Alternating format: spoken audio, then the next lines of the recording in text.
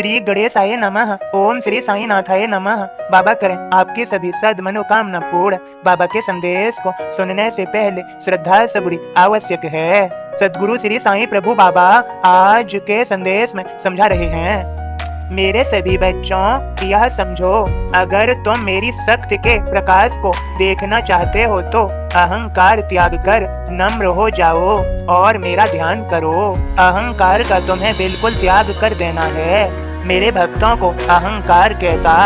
मेरे भक्त अहंकार को त्याग कर नम्र हो जाते हैं और सदा वे मेरे ही ध्यान में रहते हैं। मेरे सभी बच्चों अब मेरे बोध को सुनो मेरे भक्त के माध्यम से।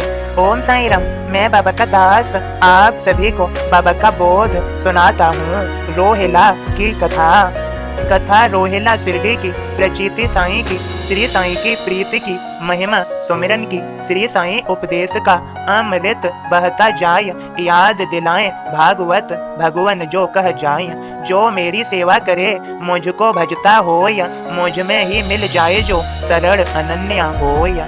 गुरु को जो भजता रहे गुर तर वह हो जाय, चेला न हो तो गुरु नहीं कहलाय। शिरडी आया रोहिला मस्जिद रहता होय, कुरान की आयत पढ़े शोर मचाता होय। दिन हो चाहे रात हो बकता जो मन आय, परेशान शिरडी वासी बाबा सम्मुख जाय। भूखे प्यासे धूप में काम खेत में होय, रात रोहिला शोर करे निद्रा कैसे होय। कहते जाने दो उसे लेता अल्लाह नाम, पीर बावला प्रिय मुझे लेता है प्रभु नाम। पगला भी गर नाम ले सुमिरन करता होय, साईं उस में वास करे जो गुण गाता होय। ओम साईं राम। सदगुरु श्री साईं प्रभु बाबा आप सभी को समझा रहे हैं। मेरे सभी बच्चों सदा याद रखो, जो हो रहा है अनुचित या उचित जो भी है तुम मुझसे कहते हो, मैं तुम्हारी बात को टाल देता हूँ, सुनता नहीं हूँ, क्योंकि उसमें अभी समय है और यहीं पर तुम्हें श्रद्धा सबूरी रखने की आवश्यकता है।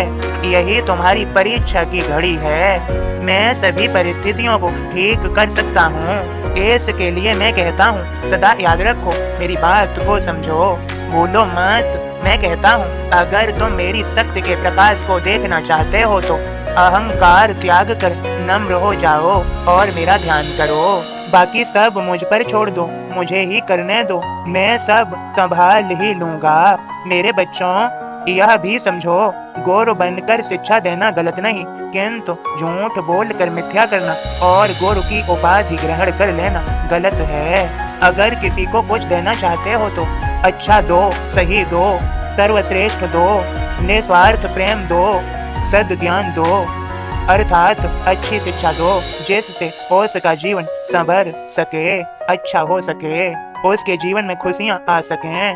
मेरे बच्चों सदा याद रखो, यह कभी मत भूलो, जहाँ परिस्थितियां समझ में नहीं आ रही, कोई रास्ता समझ नहीं आ रहा, वहाँ मेरा ध्यान करो और श्रद्धा सबूरी रखो। सब मैं संभाल लूंगा, मुझ पर दृढ़ विश्वास कायम रखो और मेरे संदेश बोध को निरंतर सुनते रहो। तुम्हारे सब कार्यों को संपन्न मैं कराता रहूंगा। नियम बना लो, प्रतिदिन मेरे संदेश बोध को अवश्य सुनो और समझो। मेरे पिछले सभी संदेश बोध को अवश्य ही सुनते रहो। तुम्हें जीवन में सफल, सुंदर, श्रेष्ठ बना दूंगा मैं। मुझ पर विश्वास रखो और मेरे यह संदेश मेरी कृपा ही मानो। मेरे सभी बच्चों को मेरी कृपा भरा आशीर्वाद। सभी का आज का दिन शुभ और मंगलमय हो। खूब खुश रहो, प्रसन्नता से भरे रहो। सबका मालिक एक।